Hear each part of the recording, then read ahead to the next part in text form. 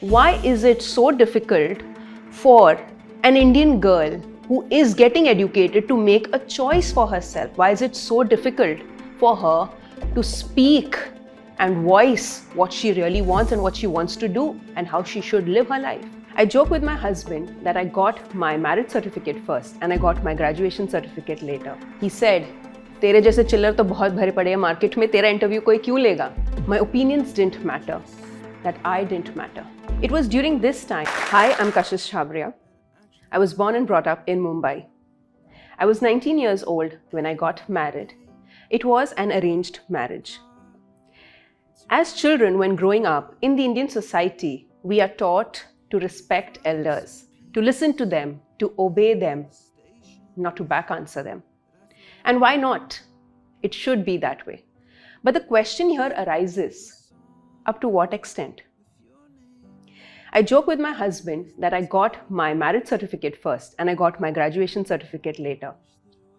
It was during this time that I started to feel that I did not have a voice of my own, that my opinions didn't matter, that I didn't matter. And I was in this never-ending rabbit hole of suffering because I did not know what to do, whom to go to, and what should I even confide about. So I kept suffering silently in that rabbit hole for many, many months. My self-esteem suffered, my courage suffered, and I suffered. But here's what happened then. I wanted to do something different. As a child, I always wanted to own a preschool. I wanted to begin with my own preschool. But I did not know how to, because the immediate next pressure was, why don't you have a child of your own?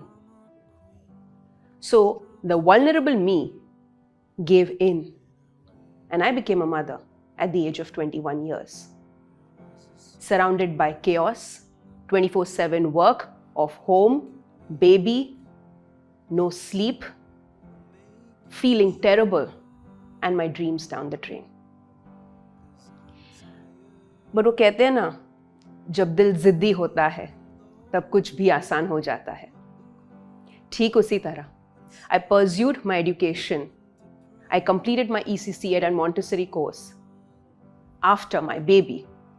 But it was not easy. It was not easy to balance home, my child, and my dreams. So I kept working late night hours with barely 3 hours and 4 hours of sleep while working on my dreams. But then I realized this is not exactly what I wanted to do. I want to do something better. I want to help people. And I was counseling people more, counseling parents more than actually doing my job. I realized I had a bigger calling. I got myself educated further with a lot of difficulty, क्योंकि हमारे Indian समाज में थोड़े God Saint लोग होते हैं जिनका नाम होता है रिलेटिव्स. जब उनका प्रेशर बढ़ता है तब आपका दिमाग काम करना बंद हो जाता है. And exactly so, family members and relatives started pressurizing me. This? You want to do this? Really? And I told them, yes, I wanted to do this. But somehow, again, I had to yet fight back. Somehow, again, I was in that tight, vulnerable spot, did not know what to do. Why is it so difficult for an Indian girl who is getting educated to make a choice for herself? Why is it so difficult for her to speak and voice what she really wants and what she wants to do and how she should live her life? Aren't we humans too? Don't we have the same desires too? So with that, I completed my master's in psychology. I became a mental health counselor. And with that, I started to help people. But the turning point was when my confidence and courage came crashing down because I lost a baby on the way. I was pregnant, and due to some circumstances, I could not give birth to my child. And I felt guilty. I know the pain of losing a child, and my heart goes out to those who have lost one. It was very difficult to gather myself because when you are at your lowest low, सब आपका advantage लेने की कोशिश करते हैं. Somehow, I gathered myself and I started moving ahead on my journey. It was during this time that I contacted one of my uncles who was working for Times of India, and I asked him, Uncle, I need to get my inputs for mental health inside Times of India because I want people to be aware about how one can overcome the silent suffering. He told me a line that I will never forget on call, and he said, तेरे जैसे चिल्लर तो बहुत भरे पड़े हैं market में, तेरा इंटरव्यू कोई क्यों लेगा? Pennies like you are found so many in the market. Why will someone want to interview you? I was shocked, to say the least. And remember, Indian society, elders' respect. I did not back answer him because I did not have the courage to answer back to him. But एक चीज हुई थी इतने समय में, मेरे अंदर का रिबेल जाग उठा था. So in a very polite way, I gathered myself again, and in a very polite way I told him, you know what, uncle, just wait for 3 months. Your journalist will come to me, will take my interview and will publish my article, my inputs for this article inside Mumbai Mirror, all for free.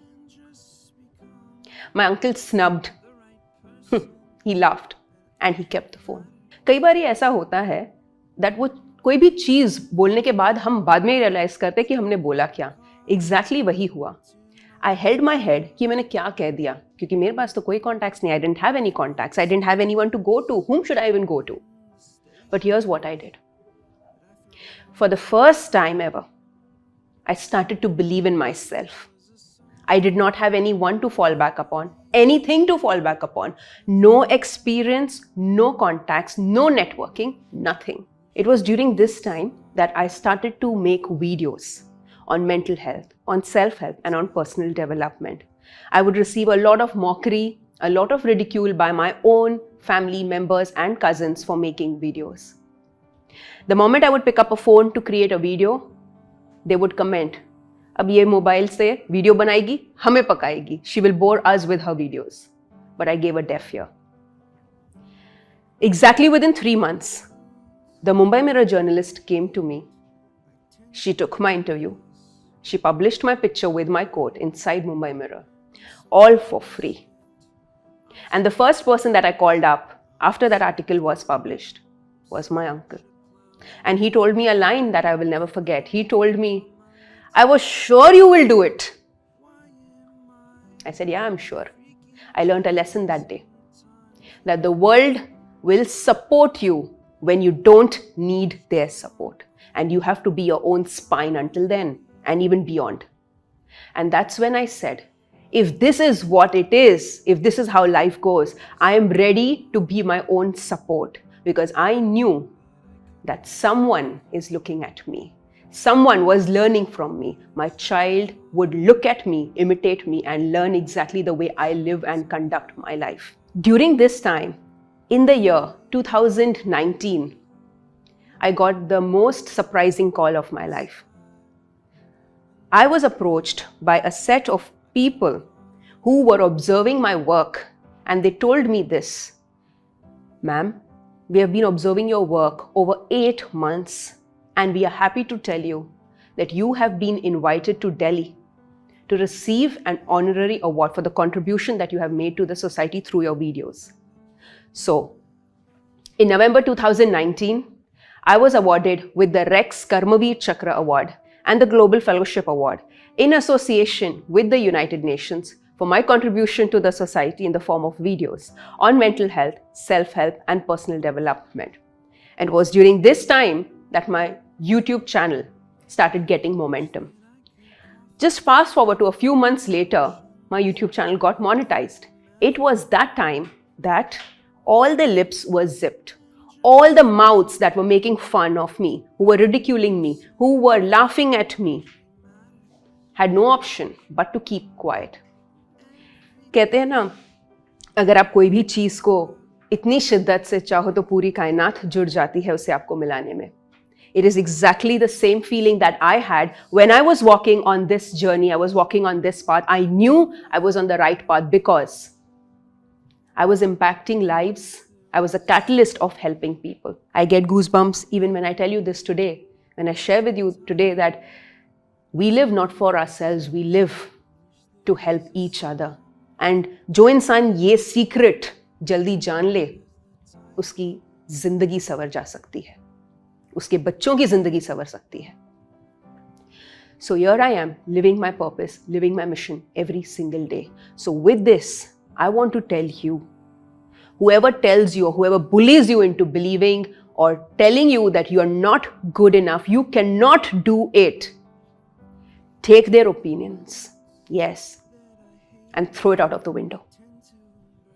Throw it out of the window, because you have the power to choose. The way I made a choice for myself not to listen. So if you are someone who is stuck somewhere, it is your message, it is a message for you. Do not let anyone tell you what you have to do or what you don't have to do. It's your life. Own your voice, use the power of your voice, because if you don't, then who will? Thank you.